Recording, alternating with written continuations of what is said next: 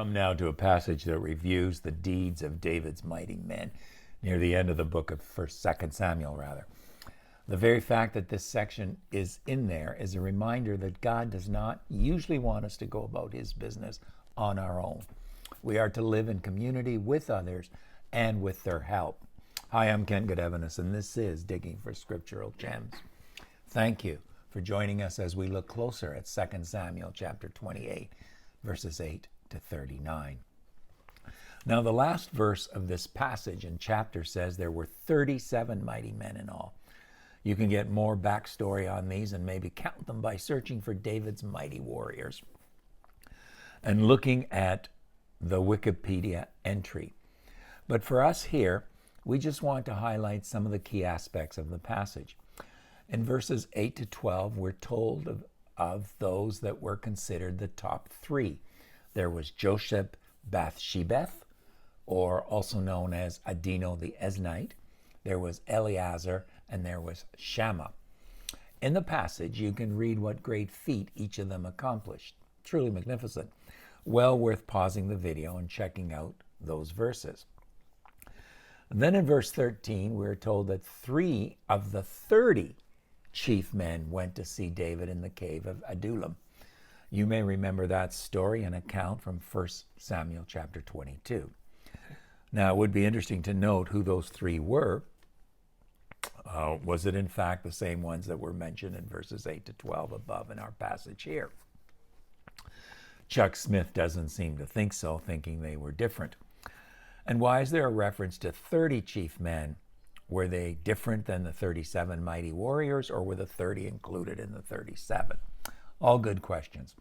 Anyway, when they find David, he was craving for water to drink from the well of Bethlehem, which was by the gate. This was something he had enjoyed much earlier in his life. And as happens to all of us, we get memories of what we used to enjoy and we wish rather that we could experience that again. And the text says that in verse 16 that these 3 mighty men broke through the camp of the Philistines and got that precious water for him. But he would not drink it. And instead he poured it out, quote, to the Lord, saying to God that he couldn't drink it, as it was equivalent to the blood of the men who risked their lives to get it for him. And that's the end of that. We'll come back to it. Verse 18 moves on to tell us about Abishai, Joab's brother, who we have heard about several times in our recent studies. He was the chief of the 30, and we hear about his mighty deeds. He was honored, and even though he became the commander, the text says he didn't make it into the top 3.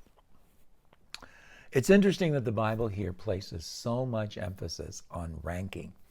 Sadly, we now live in a culture that frowns on rankings, believing everyone should be rewarded equally regardless of what was accomplished. I don't see that here at all in this passage.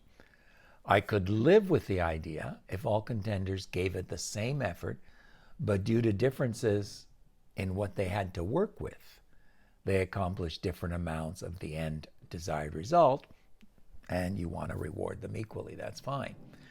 The parallel in the New Testament about the widow's mite as an offering to the Lord would support that kind of idea. She gave the least, but was considered a winner in God's eyes because basically she gave her all. Now, the rest of the passage and chapter simply lists more of David's mighty warriors and in some cases identifies their feats. So what can we take from this passage to help us live our lives? Well, first we see that David was nothing without his mighty men, and they were nothing without him. He was their leader, but a leader is nothing without followers. We're either leaders or we're followers for the most part.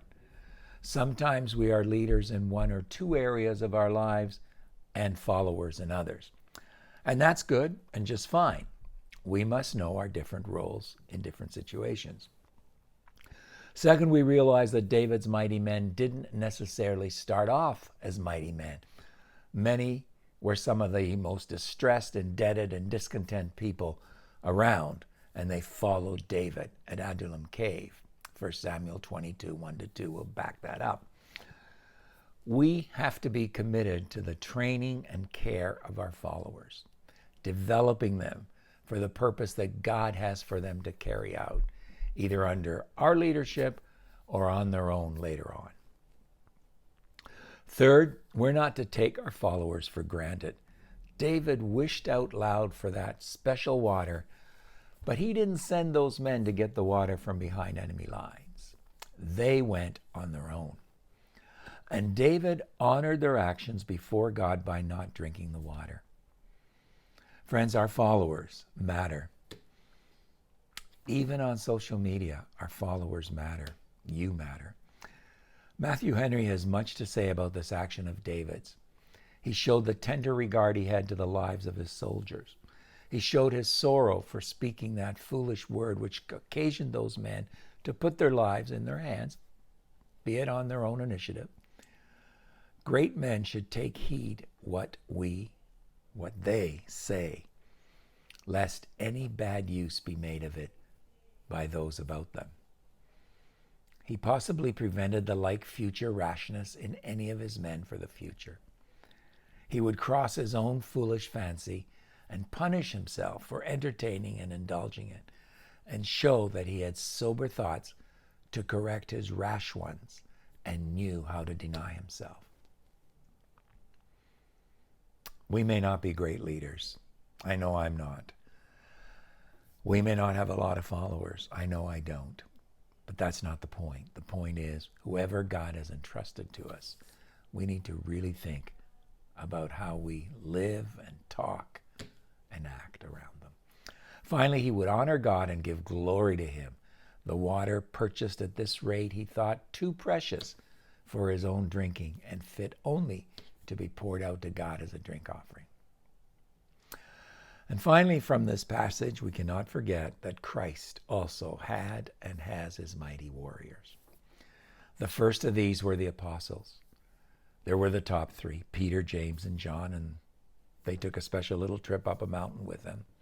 And then the rest of the 12 originally, although one was replaced after Judas had hung himself for betraying Christ. And after them came the last apostle, Paul, who met the criteria of an apostle, as I understand it, that is, one who had a personal face-to-face encounter with Christ. Paul did that on the road to Damascus while he was still Saul. And then there were others over the years from among the disciples of Jesus and later from among his followers to this very day. Let's be honest. We don't all qualify as mighty warriors. I know I don't.